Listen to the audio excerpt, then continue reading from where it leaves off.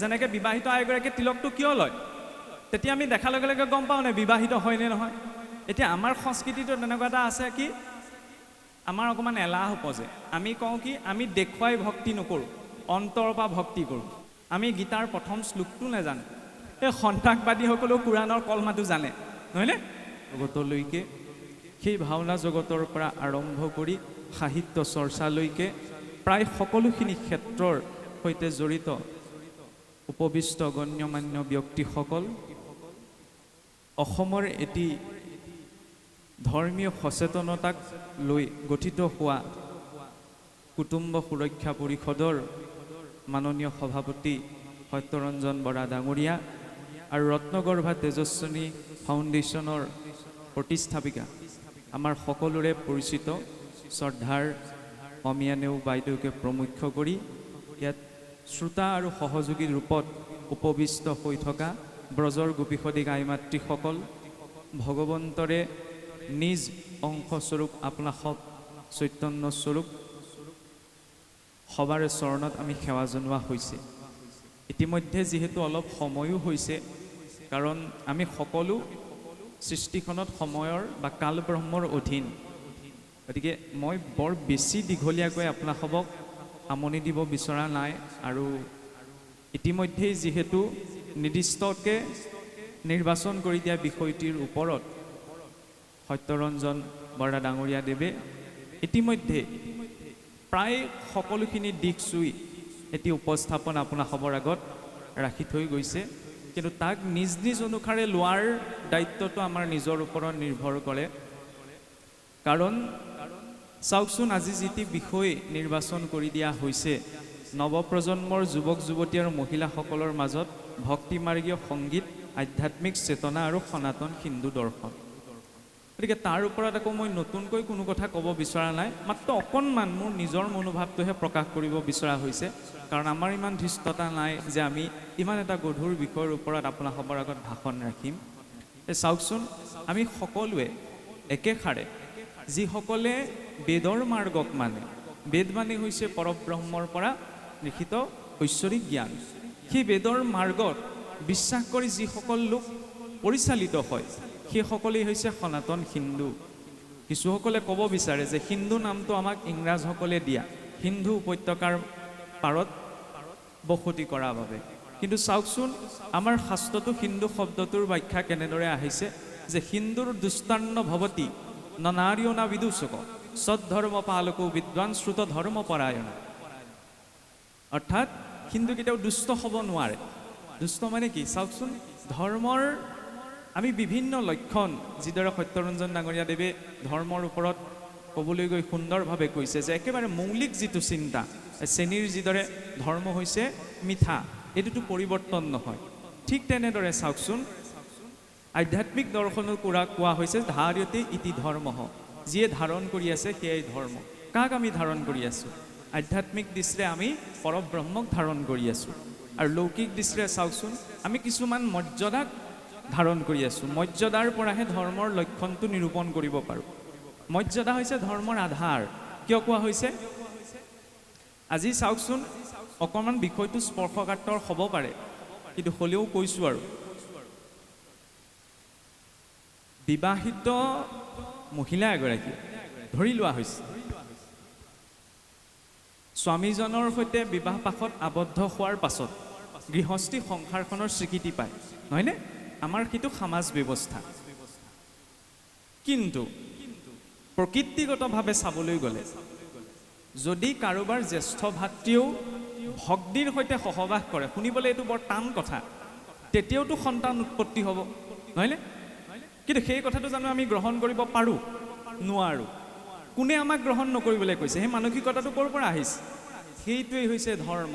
কাৰণ ধৰ্মই আমাক এটা মৰ্যাদাৰ ভিতৰত ৰাখিছে, নহয়নে? আৰু মৰ্যাদাৰ লগতে সনাতন হিন্দু সংস্কৃতিত সদায় এটা কথা বিশ্বাস কৰি অহা হৈছে যে সংস্কাৰ অবিহনে ব্ৰাহ্মণ কুল উদ্ভৱ। ৰাৱণো কিন্তু ব্ৰাহ্মণ বুলি বন্দিত হোৱা নাই, নহয়নে? ৰাৱণ ইমান পণ্ডিত আছিল, বেদৰ ওপৰত ভাষ্যও লিখিছিল, কিন্তু এই সংস্কৃতিটোত সেই জ্ঞানকহে গ্ৰহণ কৰা হৈছে, যি জ্ঞান, যি শিক্ষা, যি ব্যৱস্থা সংস্কাৰৰ ভিতৰত আছে। ৰাৱণো জ্ঞানী আছিল, কিন্তু ৰাৱণৰ জ্ঞান জানো আমাক লাগে? নালাগে, আমাক ৰামৰ জ্ঞান লাগে। সেইকাৰণে সদায় এই দুটা বস্তু জীৱনত লাগে আমাক, যে নিজৰ মৰ্যাদাৰ ভিতৰত থাকি আমি সকলো কৰ্ম কৰোঁ আৰু নিজৰ সংস্কাৰখিনিক লৈ আমি নিজৰ জীৱনটো যাপন কৰোঁ।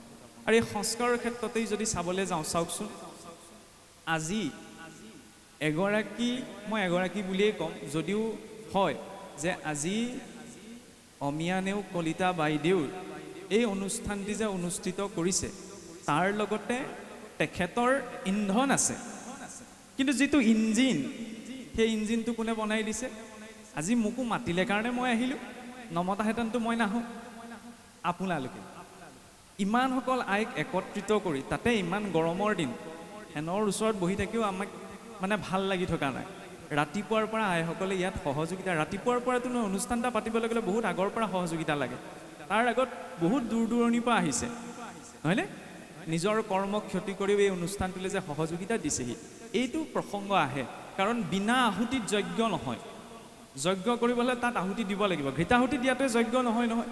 এই অনুষ্ঠানটো এটা যজ্ঞ কৰ্ম। এই অনুষ্ঠান, এই মহান যজ্ঞভাগ আয়োজন কৰিবলৈ যাওঁতে আৰ্থিক, মানসিক, কায়িক কিমানখিনি কষ্ট কৰিব লগা হৈছে। গতিকে সেই কষ্টখিনিৰ প্ৰেৰণাটো ক'ৰ পৰা আহিছে? এগৰাকী নাৰীয়ে এনেকুৱা এটা কাম কৰিছে।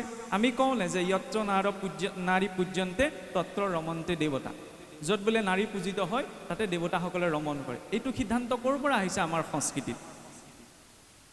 আপোনালোকে চাওক, অকণমান তুলনা এটা মই দিছোঁ। 2013 চনত শান্তিৰ নোবেল বঁটা দিয়া হৈছিল মালালা ইউছুফজাইক, পাকিস্তানী এগৰাকী আটাইতকৈ কম বয়সীয়া ছোৱালী, বহুত কম বয়সত, বিশ্বৰ এতিয়ালৈকে আটাইতকৈ শান্তিৰ ক্ষেত্ৰত নোবেল বঁটা পোৱা আটাইতকৈ কম বয়সীয়া ছোৱালীজনী যে। কিন্তু 11 বছৰ বয়সতে সেই মালালা ইউছুফজাইৰ ওপৰত কিছুসকল সন্ত্ৰাসবাদীয়ে গুলী বৰ্ষণ কৰিছিল। কিয়? কাৰণ তেওঁ ছোৱালীৰ শিক্ষাৰ বাবে, নাৰীসকলৰ শিক্ষাৰ বাবে মাত মাতিছিল। 11 বছৰীয়া এজনী ছোৱালী, আৰু তেতিয়া তেওঁ সেইটো ধৰ্মবিৰুদ্ধ বুলি তেওঁ গুলী মৰা হৈছিল। কিন্তু এই কথাটো পাছত তেখেত যেতিয়া পাকিস্তানত এৰি পেলাই আমেৰিকালৈ গুচি আহিছিল, গোটেই পৃথিৱীত এইটো কথা প্ৰসাৰ হৈ গ'ল। তেতিয়া মানে এই ছোৱালীজনীৰ সাহসক স্বীকৃতি দি বিশ্বৰ আটাইতকৈ শ্ৰেষ্ঠ এটা সন্মান শান্তিৰ নোবেল বঁটাৰে পুৰস্কৃত কৰা হৈছিল, হয়নে? গতিকে এই সংস্কৃতিটোৰেই নহয়, প্ৰকৃতিৰ এইটো প্ৰকৃতি যে সদা নাৰী পূজিত হৈছে, মাতৃ অবিহনে সৃষ্টি নহয়। সত্যৰঞ্জন ডাঙৰীয়া এটা কথা কৈ গৈছে যে তেখেত মাতৃৰ উপাসক, তেখেতেই মাতৃ উপাসক। এই কথাটো নহয়, আচলতে আমাৰ অসমত কিছুমান কথা ক'বলৈ অকণমান অসুবিধা। বেজী এটা দিয়াৰ আগত, চেলাইনটো দিয়াৰ আগত, অপাৰেশ্যন কৰাৰ আগত যেনেকৈ এনেস্থেচিয়া দি লয়, যাতে মানে কাটিলে কুটিলেও গম নাপায়, আমাৰ কিছুসকলৰ মানে সেই এনাস্থেচিয়া লৈ থকা নিচিনা হৈছে ধৰ্মৰ ক্ষেত্ৰত। আজি তেখেতে কৈছে হিন্দু বুলি ক'লে সংজ্ঞাটো স্পষ্ট। প্ৰথমতে হিন্দু হ'বলৈ হ'লে দুষ্ট নহ'ব লাগিব। হিন্দুৰ দুষ্টান্ন ভৱতী ন নাৰ্যো ন বিদূষক, তেওঁ অনাৰ্য হ'ব নোৱাৰে। আৰ্য মানে কি? আৰ্য মানে যি শাস্ত্ৰীয় নীতি নিয়ম অনুসাৰে জীৱনটো চলায়, যি শ্ৰেষ্ঠ আচৰণ কৰে। সদ্ধৰ্ম পালক বিদ্বান, দুটা শব্দ আছে, এটা হৈছে বিদ্বান, এটা হৈছে বিদ্যাৱান, হয়নে? ৰাৱণ বিদ্যাৱান আছিল, ভগৱান ৰাম কিন্তু বিদ্বানহে। দুটাৰ মাজত অকণমান পাৰ্থক্য আছে। এটা হৈছে ৱেল কোৱালিফাইড, এটা হৈছে হাই কোৱালিফাইড। ৰাৱণ হাই কোৱালিফাইড আছিল, হাই কোৱালিফাইড আছিল যদিও তেওঁৰ নলেজ আমাক নালাগে। আমাক কি লাগে? Well qualified. কাৰণ উছামা বিন লাডেনোচোন আপোনাৰ বহুত উচ্চ শিক্ষিত আছিল, চিভিল ইঞ্জিনিয়াৰ আছিল। ইয়াকুব মেনন, বিশ্ব ইমান ডাঙৰ ডাঙৰ সন্ত্ৰাসবাদীবিলাক, নহয়নে? গতিকে শিক্ষাটোৰ লগতে সেই শিক্ষাৰ মৰ্যাদাটো আমাক লাগে। সেই মৰ্যাদাটো ক'ৰ পৰা আহিব? ধৰ্মৰ পৰা। মাতৃ অবিহনে ঈশ্বৰেও সৃষ্টি আৰম্ভ কৰা নাই। মেইন ডিপাৰ্টমেণ্টকেইটা আমাৰ আইসকলকে দি থৈছে ঈশ্বৰে। কেনেকৈ? শক্তিৰ ডিপাৰ্টমেণ্টটো দেৱী দুৰ্গাক, নহয়নে? ফাইনেন্সৰ ডিপাৰ্টমেণ্টটো কাক দি থৈছে? দেৱী লক্ষ্মীক। আৰু নলেজৰ বিদ্যাৰ ডিপাৰ্টমেণ্টটো কাক দি থৈছে? দেৱী সৰস্বতী, নহয়নে? যে মাতৃ অবিহনে আমি শিক্ষাই হওক, জ্ঞানেই হওক, সৃষ্টিয়ে হওক, কোনো কৰ্ম সম্ভৱ নহয়। আৰু মাতৃক সন্মান কৰিবলৈ কোনেও শাস্ত্ৰ অনুমতি লোৱা প্ৰয়োজন নাই, নহয়নে? হিৰণ্যাক্ষয়েও ইন্দ্ৰৰ ৰাজমুকুটটো আনি পেলাই নিজৰ মাতৃ চৰণতহে দিছিলহি, ইমান মেনাৰ্ছ আছিল, হয়নে? আমি সনাতন হিন্দু মাৰ্গত আমাৰ 5টা উপাসনা মাৰ্গ আছে। শাক্ত যিসকলে দেৱীক উপাসনা কৰে, শৈৱ যিসকলে মহাদেৱক উপাসনা কৰে, সৌৰ যিসকলে সূৰ্যক উপাসনা কৰে, গাণপত্য যিসকলে গণেশক উপাসনা কৰে, বৈষ্ণৱ যিসকলে বিষ্ণুক উপাসনা কৰে। এই 5টি মাৰ্গ আছে। আমি বৈষ্ণৱ হ'লোঁ বুলি আমি আন উপাসনা মাৰ্গসমূহক নিন্দা কৰিব নোৱাৰোঁ, হয়নে? কাৰণ ভগৱান কৃষ্ণয়ো গীতাত এটা কথা কৈছে যে ইয়ে যথা মাং প্ৰপদ্যন্তে তাং তথৈব মাং ভজাম্যহম। যিজন ভক্তই মোক যি ভাৱনাত ভজনা কৰে তেওঁৰ বাবে মই তেনেকেই প্ৰাপ্ত হওঁ। আমি যাক ভগৱান বুলি কৈছোঁ, উচ্চ চেতনা, তেওঁৰ ভিতৰত এইটো কোৱালিটি থাকিব লাগিব যে কোনোবাই যদি তেওঁক দুৰ্গা বুলি কৈছে, তেওঁ দুৰ্গাৰ ৰূপতো তেওঁ উপস্থিত হ'ব লাগিব, নহয়নে? কোনোবাই যদি কৃষ্ণ বুলি কৈছে, কৃষ্ণৰ ৰূপতো তেওঁ উপস্থিত। এইটো হৈছে সমতাৰ দৰ্শন। বৈদিক কালত এইটো সমানতা আছিল, সেইকাৰণে খেলি মেলি নাছিল। আজিকালি কিন্তু আমাৰ খেলি মেলি আছে, কাৰণ মই ভাবোঁ কি মোৰটোৱে শ্ৰেষ্ঠ, ইজনে ভাবে মোৰটোহে শ্ৰেষ্ঠ। নিজ নিজ মাৰ্গত সকলো শ্ৰেষ্ঠ। সকলোৰে স্কুল কলেজ একেই হোৱা সম্ভৱ নহয়, উপাসনা মাৰ্গবিলাক বেলেগ বেলেগ, লক্ষ্যটোতো একেটাই, নহয়নে? নৈবিলাক ঢেৰ আছে, গৈ পেলাইতো সাগৰতেই পৰিবগৈ। এই দৰ্শনটো লৈ যেতিয়া আমি আগবাঢ়োঁ, তেতিয়াহ'লে ধৰ্মৰ নামত সম্প্ৰদায়ৰ মাজত আমাৰ খেলি মেলি সৃষ্টি নহয়। মোৰ বাবে মোৰ মাৰ্গটো শ্ৰেষ্ঠ, আপোনাৰ বাবে আপুনি যদি বেলেগ এটা মাৰ্গত আছে, আপোনাৰ বাবে সেইটো শ্ৰেষ্ঠ। ঈশ্বৰে জানে নহয় ভাৱটো, আগবাঢ়িলেই হ'ল, হয়নে? আৰু এই সংস্কৃতিটোতো শিক্ষিত হোৱাৰ বাবে আজিৰ চাওকচোন, আজি আমি কওঁ যে আমাৰ যুৱ প্ৰজন্ম উশৃংখল হৈছে। কেনেকৈ আমি ক'ম চাওকচোন যুৱ প্ৰজন্ম উশৃংখল হৈছে বুলি? অকণমান আগত যে দিহানামৰ ক্ষেত্ৰতে এতিয়াতো আমি দেখিছিলে কণমানি ভণ্টি কেইজনীয়ে যেতিয়া দিহানাম গাইছিল। আজি আমাৰ অসমখনত ভাওনাৰ ক্ষেত্ৰতেই হওক, যিকোনো সাংস্কৃতিক ক্ষেত্ৰতেই হওক, সকলোতো চাবলৈ গ'লে যুৱ প্ৰজন্মই ধৰি আছে, নহয়নে? গধূলালৈ যিভাগ ভাওনা হ'বগৈ। আৰু সঁচাকৈ ক'বলৈ গ'লে সেই ত্যাগখিনিক আমি সময়ে সময়ে কিছুমান বিতৰ্কিত হয়, সেয়া লাগিলে ভাগৱতেই হওক, ভাওনাই হওক, কিছুমান নিগেটিভ ইম্পেক্টৰ কথাও আমি কওঁ। কিন্তু আমাক নিগেটিভটো নালাগে দিয়কচোন, পজিটিভটো লওঁ। ভাল বেয়া মানুহ যেতিয়া সকলোৰে দিশ থাকিব, সেইকাৰণে এটা কথা কোৱা হৈছে যে ভুল কৰাটো মানুহৰ প্ৰকৃতি, তাক মানি লোৱাটো হৈছে সংস্কৃতি, আৰু তাক শুধৰাই লোৱাটো হৈছে প্ৰগতি। মই যদি কিবা এটা ভুল লিখিছোঁ তাক শুধৰাই ল'ম, নহয়নে? মইতো সকলো ক্ষেত্ৰতে শুদ্ধ বুলি ক'ব নোৱাৰোঁ। এই সংস্কৃতিটোত সদায় সেই কথাখিনি গুৰুত্ব দিয়া হৈছে, আৰু আমি সেইসকল উত্তৰ প্ৰজন্মৰ উত্তৰাধিকাৰী যিসকলে আজিৰ পৰা 1000 বছৰ আগতেও নাচিকেতা গৈ যেতিয়া যমৰ দুৱাৰত উপস্থিত হৈছিল, দেউতাকে দি দিলে যা মই তোক মৃত্যুক দিছোঁ বুলি। মৃত্যুৰ দেৱতা বোলে যম নাছিলে, 3 দিনলৈকে নাচিকেতা যমৰ দুৱাৰত ৰৈ থাকিলে। এতিয়া দেৱতাসকলেও এইটো সংস্কাৰ জানে, অতিথি এজন যদি আহে তেতিয়াহ'লে অতিথিক বিমুখে পঠাব নাপায়। আমাক গুৰুৱে শৰণ দিওঁতেও কয়, যম দেৱতা যদিও এই 3 দিন যে নাচিকেতা ৰৈ থাকিল, কৈছে বোলে তুমি 3 দিন ৰৈ থাকিলা, ৰিক্ত হস্ত অনুগচ্ছতি, এতিয়া তুমি ৰিক্ত হস্তে যাব নোৱাৰা। 3 দিন থাকিলা নহয়, মই এতিয়া তোমাক 3টা বৰ দিম, কি লাগে কোৱাব পায়। তেতিয়া বোলে মই 3টা কথা আপোনাৰ পৰা জানিব বিচাৰিছোঁ। প্ৰথম, দেউতাই যে মোক বেয়া পাই আছিল, দেউতাই যাতে মোক বেয়া পাই নাথাকে, খঙতে মোক অভিশাপ দি দিলে, কিন্তু দেউতাৰ যাতে মোৰ প্ৰতি বেয়া মনোভাৱটো তেওঁ নাইকিয়া হৈ যায়। বোলে ঠিক আছে হ'ব, সেইটো কি ডাঙৰ কথা। দ্বিতীয়তে ক'লে বোলে দ্বিতীয় বৰটো খোজা। দ্বিতীয়তে, মোৰ পিতৃয়ে যি ধৰ্ম কৰ্ম কৰিবলৈ গৈ পেলাই ইমান ক্ৰোধৰ বশৱৰ্তী হৈ পেলাই মোক অভিশাপৰ পৰ্যন্ত দি দিলে যে তুমি মৃত্যুক প্ৰাপ্ত হোৱা, সেই ক্ৰোধ, সেই ভাৱনা যাতে মোৰ পিতৃৰ ভিতৰত শান্ত হয়। বোলে ঠিক আছে। তৃতীয়তে কি লাগে? তৃতীয়তে ক'লে বোলে মোৰ দেউতাই গোটেই জীৱনটো সকলো কথা বাদ দি পেলাই যি ধৰ্মক জানিবলৈ সকলো কৰ্ম কৰিলে, সেই ধৰ্মৰ জৰিয়তে জানিব পৰা ব্ৰহ্মবিদ্যা আপুনি মোক কওক। যম দুখোজ পিছুৱাই গুচি গ'ল। কিয় পিছুৱাই গুচি গ'ল?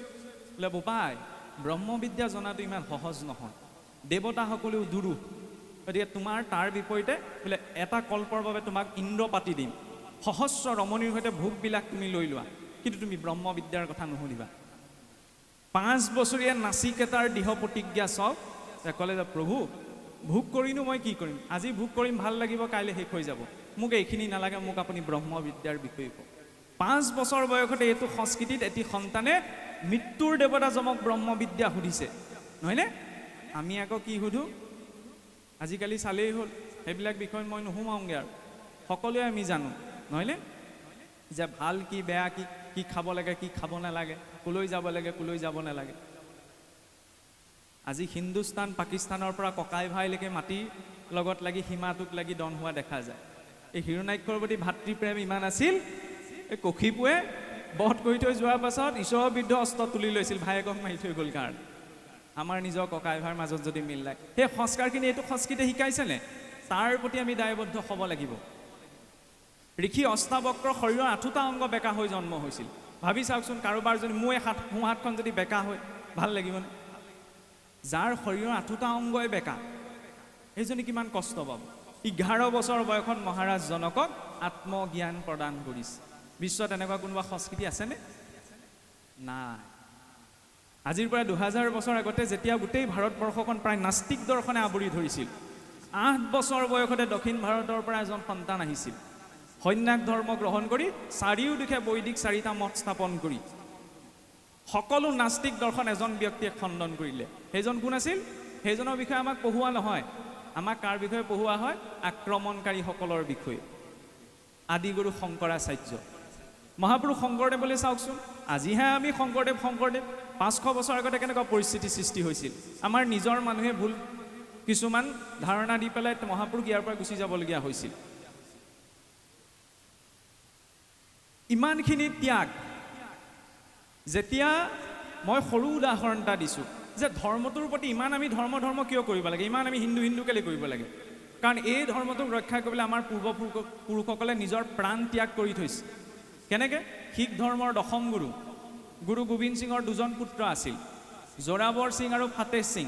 এজনৰ 7 বছৰ, এজনৰ 9 বছৰ। আইসকলে ভাবি চাওকচোন, 7-9 বছৰীয়া ল'ৰাটোৰ কিমান জ্ঞান থাকিব পাৰে? ঔৰংজেবে কৈছিল যে গুৰু গোবিন্দ সিঙক ধৰিব নোৱাৰিলে যে তোমালোকে আমাৰ ধৰ্ম গ্ৰহণ কৰা, নহ'লে তোমালোকক শিৰচ্ছেদ কৰা হ'ব। ভয় দেখুৱাইছিল। দুইজনে ক'লে কি, আমি নিজ গুৰুৰ ওচৰতহে শিৰ দোৱাম। য'ত এনেকুৱা হিংসাৰ কথা কোৱা হৈছে তাত আমি মূৰ নুদুৱাম। বোলে ইমান দম বোলে। তেওঁলোক নিজৰ স্থানত দৃঢ়প্ৰতিজ্ঞ। দৰবাৰত থকা সকলো লোক আচম্বিত যে 7 বছৰীয়া 9 বছৰীয়া ল'ৰা এটাৰ সন্মুখতো মৃত্যুৰ ভয় দেখুওৱাৰ পাছত তেওঁলোকে কৈছে বোলে মৰি গ'লেও আমি আনৰ ধৰ্ম গ্ৰহণ নকৰোঁ। আজিকালি আমাৰ দুটামান পইচাৰ কাৰণে আমি ৰাজনীতিৰ দলতে ইফালৰ পৰা সিফালে বাগৰি ফুৰোঁ। বুজি পাইছেই চাগে কি ক'ব বিচৰা হৈছে। এইবিলাক স্পৰ্শকাতৰ বিষয় টানি অনা হৈছে। এইকাৰণে এনাস্থেচিয়া লৈ থাকিলে নহ'ব, অকণমান জাগ্ৰত হ'ব লাগিব, হয়নে? তেতিয়া বোলে ভয় দেখুৱাবলৈ এই 7 বছৰীয়া 9 বছৰীয়া ল'ৰা দুটা কি কৰিলে, পকা ৱালত গাঁঠি দিলে জীয়াই। এইটো সৰু কথাতে ভাবি চাওকচোন। 7 বছৰীয়া 9 বছৰীয়া ল'ৰা দুটাক যদি পকী ৱালত গাঁঠি দিয়া হয়, কিয়? নিজৰ ধৰ্ম ত্যাগ নকৰাৰ বাবে। এইটো গোড়ামী নহয় ধৰ্মৰ নামত, এইটো নিজৰ ধৰ্ম নিষ্ঠা, হয়নে? তেওঁলোকে এই ধৰ্মটোক ইমান ৰক্ষা কৰিলে, নিজৰ প্ৰাণ ত্যাগ কৰিলে। আমিতো হ'বলগীয়া হ'লে হয়তো নিজৰ সমাজ সংস্কৃতিৰ দিশখিনি আমি জানিব লাগে। 5 বছৰ বয়সতে নিজৰ দেউতাকৰ পৰা ইমান কষ্ট পালে ভক্ত প্ৰহ্লাদ। কাহানী বা জানো ঈশ্বৰৰ নাম ল'লে বাদ নিদিলে নহয়। ক'ব পাৰিলেহেঁতেন, হাই কণা ভগৱানে মোৰ জীৱনত কিয় ইমান দুখ দিলে। কাহানিও বিলাপ কৰা নাই। আমি অকণ কষ্ট পালেই কওঁ নহয় যে ঈশ্বৰে কৰালে আৰু কি কৰিম। আমি বহুত সৌভাগ্যৱান মানুহ যে আমি বহুত ভাল যুগত বাস কৰিছোঁ। দণ্ডকাৰণ্যত যেতিয়া ভগৱান ৰাম ত্ৰেতা যুগত গুচি গৈছিল, দেখিলে বোলে ডাঙৰ ডাঙৰ সাৰৰ দম খাই আছে। বিশ্বামিত্ৰক সুধিলে, প্ৰভু বোলে এইবিলাক কিহৰ দম? বিশ্বামিত্ৰই কৈছে বোলে এই অসুৰবিলাকে ঋষিমুনিসকলক সাৰ মূৰ চুবাই পেলাই দম কৰি পেলাই ডাঙৰ পাহাৰ সদৃশ কৰি দিলে। আমিতো দেখিবলৈ পোৱা নাই। আমি ভালত আছোঁ নে? আমি বহুত ভালত আছোঁ। আমি বহুত সৌভাগ্যশালী হয় যে আজি যিটো টাইম কেলকুলেশ্যন নাচায়ো পোৱাগৈ নাই, যিখন ইউনিভাৰ্চৰ ধাৰণা নাচায়ো ঢুকি পোৱাগৈ নাই, সেইখন ইউনিভাৰ্চৰ কনচেপ্ট কিন্তু আপোনাৰ মোৰ গাঁৱৰ নামঘৰত বহি আছে। কেনেকৈ? বৈকুণ্ঠৰ আৰ্হিত সপ্ত বৈকুণ্ঠ, 14খন ইউনিভাৰ্চৰ পাছত বোলে সেইখন বৈকুণ্ঠ আছে। কম ডাঙৰ কল্পনা নে? কল্পনা বুলি ক'লে ইমান উচ্চস্তৰীয় কল্পনা, হয়নে? বহুতে কয় সময়ে সময়ে আজিকালি বোলে লোকসকল উচ্চ শিক্ষিত হ'লতহে কি হৈছে, নাৰীসকলে সকলো দিশত সমানতা পাইছে। আগতে বোলে আমাৰ সতীদাহ প্ৰথালৈকে আছিল। সতীদাহ প্ৰথা আমাৰ নহয়। এইটো বাহিৰৰ পৰা আমদানি কৰি অনা ব্যৱস্থা। যদি সতীদাহ প্ৰথা আপোনাৰ আমাৰ মাজত থাকিলেহেঁতেন, আপুনিয়ে ভাবি চাওক, দেৱী কুন্তীওচোন সতী হ'লহেঁতেন। সতী হ'ল জানো? নিজৰ স্বামীজন ঢুকাই গ'ল, নাই হোৱা। আমি সেইটো সংস্কৃতিৰ লোক, যিটো সংস্কৃতিত আমি ৰাতিপুৱাই যেতিয়া উঠোঁ, সাৰ পোৱাৰ লগে লগে আমাক গুৰুসকলে কয় জীৱনত শুদ্ধ সাত্বিকতাৰ প্ৰয়োজন। সেই প্ৰেৰণাটো ক'ৰ পৰা ল'বা? তাত ঋষিমুনিৰ নাম নাই, 5 গৰাকী কন্যাৰ নাম আছে। অহল্যা, দ্ৰৌপদী, তাৰা, কুন্তী, মণ্ডুতৰী তথা পঞ্চকন্যা স্মৰি নিত্যম মহাপাতকন আসন। সেইটো সংস্কৃতিৰ লোক। ৰাতিপুৱা উঠোঁতে আমি কাক স্মৰণ কৰিছোঁ? অহল্যা, দ্ৰৌপদী, তাৰা, কুন্তী, মণ্ডুতৰী, এই 5 গৰাকী নাৰী। কোনোবাই ক'ব পাৰিবনে কোনোবাৰ সংস্কৃতিত এইটো আদৰ্শ আছেনে? 2000 বছৰ পাছতেই যেতিয়া শংকৰাচাৰ্যই কৰ্মকাণ্ডৰ ব্যৱস্থাক খণ্ডন কৰিবলৈ মণ্ডন মিশ্ৰৰ সৈতে শাস্ত্ৰাৰ্থ কৰিছিল, মানে শাস্ত্ৰীয় যুক্তি তৰ্ক কৰিছিল, তেতিয়া সনাতন ধৰ্মৰ আটাইতকৈ উচ্চ মৰ্যাদা প্ৰাপ্ত হৈছে সেই শংকৰাচাৰ্য। সেই শংকৰাচাৰ্যৰ সৈতে যেতিয়া মণ্ডন মিশ্ৰই শাস্ত্ৰাৰ্থ কৰিছিল, সেই শাস্ত্ৰাৰ্থৰ নিৰ্ণায়ক কোন আছিল জানেনে? তেওঁ সেই শাস্ত্ৰাৰ্থৰ নিৰ্ণায়ক আছিল মণ্ডন মিশ্ৰৰ পত্নী উমা ভাৰতী বা উভয় ভাৰতী। এগৰাকী মহিলাই যে সনাতন ধৰ্ম আটাইতকৈ উচ্চ মৰ্যাদাপ্ৰাপ্ত গুৰুজনে তৰ্ক বিতৰ্ক কৰোঁতে তাৰ নিৰ্ণায়ক ৰূপত আছিল। এনেকুৱা সৌম্যতাৰ দৰ্শন ক'ত আছে? বৈদিক কালতো যদি আমি চাওঁ, অপালা, লোপমুদ্ৰা, গাৰ্গী, মৈত্ৰী ইত্যাদি মহিলা ঋষিসকলৰ কথা পাওঁ, হয়নে? কাৰণ আমাৰ সেইটো সংস্কৃতি যি মাতৃগৰাকীয়ে নিৰ্মাণ কৰিব পাৰে, পিতৃয়ে বস্তুখিনিয়ে গোটাই দিব। সংস্কাৰটো ক'ৰ পৰা আহিব? মাতৃৰ পৰা। মাতৃ গৰ্ভতে সংস্কাৰ আহে। ভক্ত ধ্ৰুৱই যেনেকৈ পাইছিল, ভক্ত প্ৰহ্লাদে যেনেকৈ পাইছিল, হয়নে? মাতৃগৰাকীয়ে গৰ্ভত সন্তানটি পালন কৰোঁতেই কি ভাবে, কি খায়, কি কয়, তাৰ পৰা সন্তানটিৰ ছফ্টৱেৰটো তেতিয়াই ডিজাইন হয়, পাছত এপ্লিকেশ্যনহে হয়, এপ্লাইহে হয়। এই সংস্কৃতিত সেই জ্ঞানটো দিয়া হৈছিল, নহয়নে? এইটো সংস্কৃতিত ডাঙৰ দীঘল হৈ যদি আমি গীতাৰ প্ৰথম শ্লোকটো নাজানো, এই সন্ত্ৰাসবাদীসকলেও কোৰাণৰ কলমাটো জানে, নহয়নে? আমি নিজৰ ল'ৰা ছোৱালীখিনিক শিকাব লাগিব নে যে গীতাৰ প্ৰথম শ্লোকটো আমাৰ কি? মই এইটো কোৱা নাই যে আমি শিকোৱা নাই, কাৰণ চাওকচোন আপোনাৰ হওক মাতৃসকলেও নিজৰ নিজৰ ল'ৰা ছোৱালীক লৈ আহিছে, সকলো দিশত আগবাঢ়ি গৈছে। তাৰ লগতে আমাৰ আৰু অকণমান ৰেছপনচিবিলিটি লাগিব, যাতে আমি ঈশ্বৰৰ নামত তিলক এটা ল'বলৈ লাজ নকৰোঁ, নহয়নে? যেনেকৈ বিবাহিত আইগৰাকীয়ে তিলকটো কিয় লয়, তেতিয়া আমি দেখাৰ লগে লগে গম পাওঁ নে বিবাহিত হয়নে নহয়।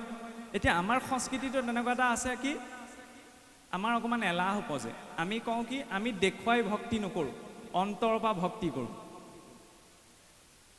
দেখুৱাই ভক্তি নকৰোঁ, অন্তৰৰ পৰা ভক্তি কৰোঁ। তাৰ মানে এইটো বুজালে নি, বিবাহিত আইগৰাকীয়ে যদি কয় মই শিৰত সেন্দুৰকণ নলওঁ, মনেৰে মই স্বামী বুলি ভাবোঁ, নহয় সেই বুলি ভাবি সেইটো জানো মানি ল'ব পৰা যাব? নহয় নহয়, দেখাচাৰ লুকাচাৰ আমাৰ দুইটা আছে, নহয়নে? গতিকে এই দুইটা পৰ্যায় আমি চলাই নিব লাগিব।